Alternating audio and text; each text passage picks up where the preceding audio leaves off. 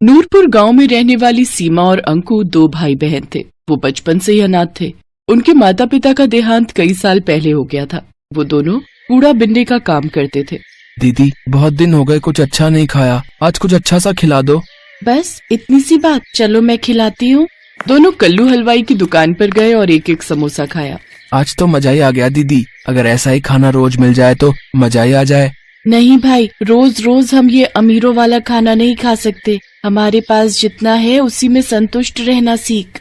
कुछ रोज बाद उस गांव में तेज बारिश आई और उनकी झोपड़ी बह गई। उनके पास जो भी सामान था वो बारिश में बह गया। दीदी आप रो मत, हम सेठ को जाकर बताते हैं तो वो हमारी कुछ न कुछ मदद जरूर करेंगे। वो खड़ूस कहीं का सेठ, वो तो एक नंबर का लालची है। भला वो हमारी क्या मदद करेगा। चलो तो दीदी एक बार हम उनको अपनी परेशानी बताते हैं। उनका सेठ बड़ा ही खड़ूस था। वो हमेशा उनको कबाड़ के बेहद ही कम पैसे देता था। कुछ देर बाद वो दोनों सेठ के घर पहुँचे और सीमा ने मालिक से कहा, सेठ जी कुछ पैसे चाहिए, खाना खाना है। बारिश में हमारा घर और सब सामान बह गया। हम जल्दी कबाड़ा बिनकर आपके पैसे लौटा देंगे। तभी सेठ की पत्नी उर्मिला भी वहाँ आ जाती है। उर्मिला बहुत ही बुरे स्वभाव की थी। पैसे क्या पेड़ पर उगते हैं? सेठानी जी आप जो कहोगे मैं करूँगी। मेरा छोटा भाई है, इसे लेकर मैं कहाँ जाऊँगी। आपकी दुकान के बाहर जो टिन का छप्पर है उसके नीचे ही रह लेंगे। ठीक है रह लेना, लेकिन दुकान के बाहर क्यों? यहाँ हमारे तबेले में रह लेना, लेकिन उसके बदले में तुम्हें मेरे घर का सारा काम करना होगा। रहने के साथ 2 वक्त की रोटी भी दूंगी तुम दोनों को। बोलो मंजूर है? ठीक है मालकिन, मुझे मंजूर है। बारिश का मौसम था। दोनों भाई बहन तबेले में जो खाली जगह थी वहाँ बोरा बिछाकर सो जाते हैं और अगली सुबह घर का सारा कामकाज निपटाकर कूड़ा बिनने के लिए निकल जाते हैं। दीदी आज सेठानी के घर पकवान बनने की बहुत ही अच्छी खुशबू आ रही है। लगता है कचौड़ी बन रही है। आज तो मजा ही आ जाएगा कचौड़ी खा के। मैं तो सोच रही हूँ जल्दी से थोड़े से पैसे इकट्ठे हो जाएं, फिर हम अपनी झोपड़ी फिर से डाल लेंगे। तब तुम्हारी ये बहन तुम्हें अपने हाथों से कचौड़ी बनाकर खिलाएगी। कुछ देर बाद सेठानी 4 सूखी रोटी और रात की दाल लाकर उन्हें थमा देती है। सेठानी आप तो कचौड़ी बना रही थी। अंकु कब से उसकी ताक में बैठा था, उसका बहुत मन था।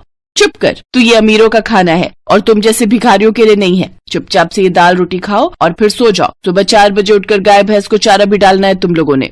सेठानी वहाँ से चली गई। सीमा और अंकु की आंखों में बासी खाना देखकर आंसू आ गए। फिर सीमा ने अंकु से कहा, तू मत रो छोटे, मैं जल्दी तुझे कचौड़ी बनाकर खिलाऊंगी। दिन भर काम करके भूख लगी थी, इसलिए उन्होंने बासी खाना खा लिया और फिर तबेले में सो गए। अगले दिन घर का काम निपटाकर जब वो कूड़ा बिनने गए तो अंकु ने वहाँ एक चमकती हुई चीज देखी। दीदी यहाँ आओ, देखो तो ये क्या है। सीमा ने जब उसे बाहर खींचा तो देखा वो एक बहुत ही सुंदर कढ़ाई थी। ये कढ़ाई, ये भला हमारे किस काम की? लेकिन बाजार में बेचकर पैसे जरूर मिल जाएंगे। हाँ लेकिन नहीं, हम इसे बेचेंगे नहीं।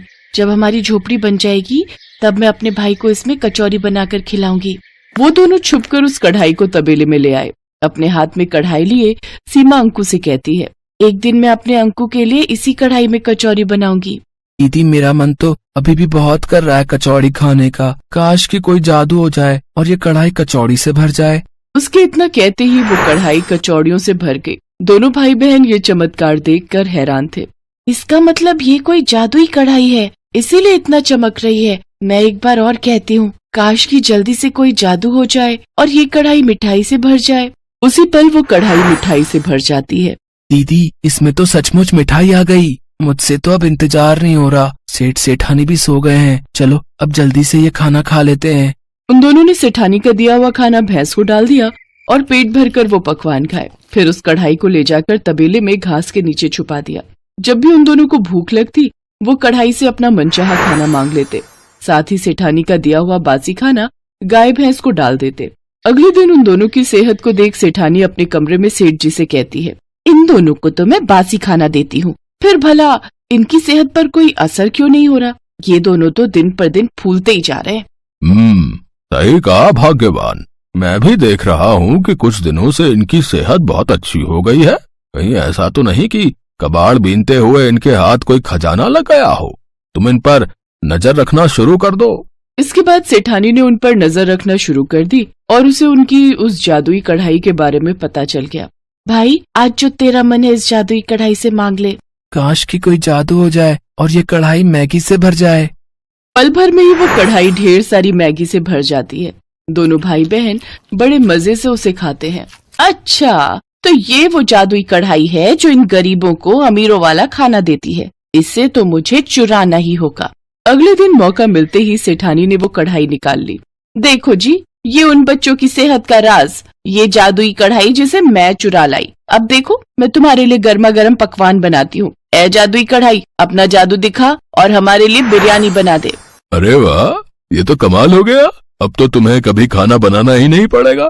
तुम्हारी मेहनत भी बचेगी और राशन पानी का खर्चा भी। बिरयानी खाकर तो सचमुच मजा ही आ गया।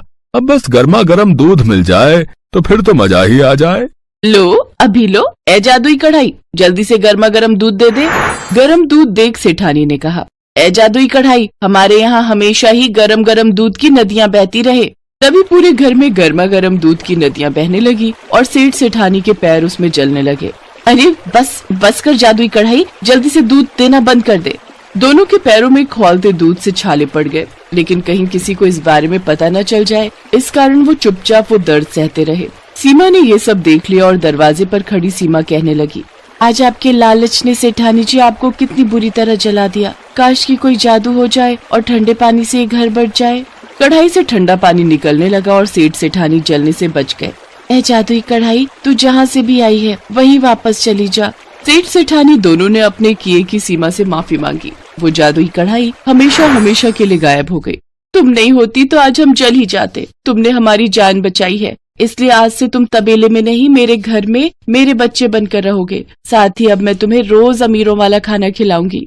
उस दिन के बाद से सेठ सेठानी दोनों बच्चों को अपने बच्चों की तरह प्यार करने लगे और उन्हें अच्छे स्कूल में पढ़ने के लिए डाल दिया।